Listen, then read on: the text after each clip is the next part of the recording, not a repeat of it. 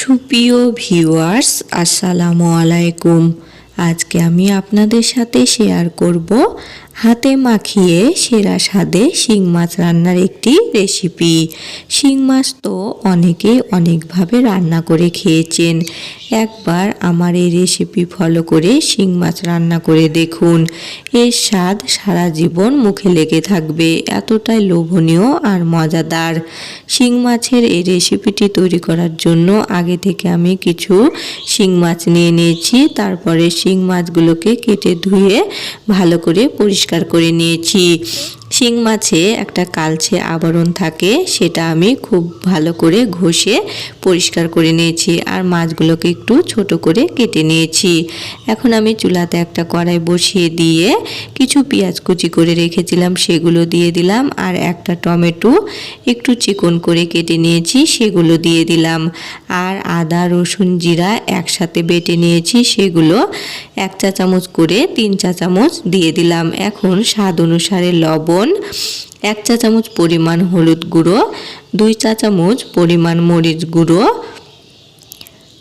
আর আধা চা চামচ পরিমাণ ভাজা জিরা গুঁড়া দিয়ে দিলাম। আর 3টা আস্ত কাঁচামরিচ দিলাম। আর এখন কিছুটা সরিষার তেল দিয়ে দিলাম। দেওয়ার পর এখন আমি এগুলোকে হাত দিয়ে ভালো করে মাখিয়ে নিব।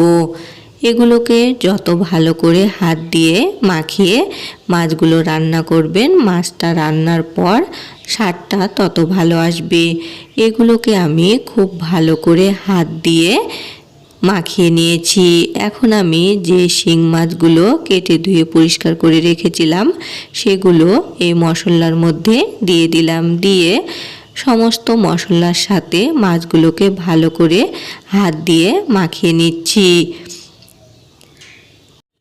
এখন আমি মশলার সাথে শিং মাছগুলো ভালো করে হাত দিয়ে মাখিয়ে নিয়েছি। এখন সামান্য মশলার বাটি ধোয়া পানি দিয়ে দিলাম। এখন আমি কোনো প্রকার নাড়াচাড়া করব না।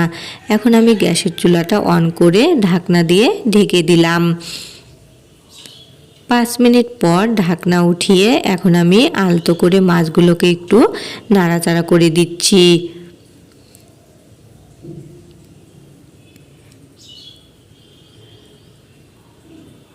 মাছগুলোকে আমি নাড়াচাড়া করে দিলাম। এখন আমি আবারও ঢাকনা দিয়ে ঢেকে কিছুক্ষণ রান্না করব। আরও 3 মিনিট পর ঢাকনা উঠিয়ে এখন আমি আবারও মাছগুলোকে একটু নাড়াচাড়া করে দিচ্ছি। এখন আমি আর ঢাকনা দিয়ে এই মাছগুলোকে ঢেকে রান্না করব না। এখন ঢাকনা ছাড়াই এই মাছগুলোকে কিছুক্ষণ এভাবে নেড়ে চেড়ে কষিয়ে নিব। যেহেতু মশলা আছে, তাই মাছগুলোকে একটু পরপর এভাবে নাড়াচাড়া করে দিতে হবে।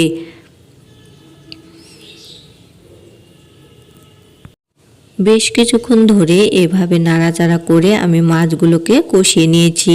এখন মাছগুলোর উপর দিয়ে তেল ভেসে উঠেছে, মাছগুলো কষানো হয়ে গিয়েছে।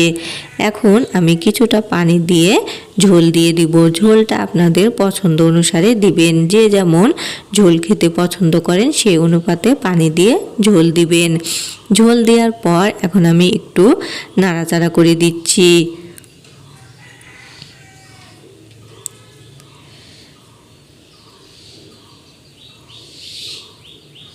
মাছগুলোকে খুব ভালো করে নাড়াচাড়া করে মিশিয়ে নেওয়ার পর এখন আবারও ঢাকনা দিয়ে ঢেকে কিছুক্ষণ রান্না করে নিব।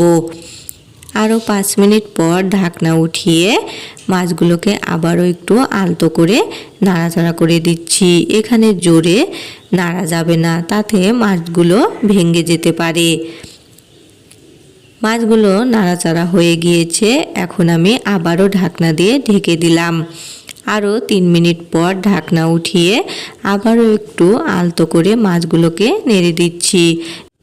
এখন আমার শিং মাছ রান্নাটা হয়ে গিয়েছে। আর ঝোলের পরিমাণটা আমি এরকম রাখলাম।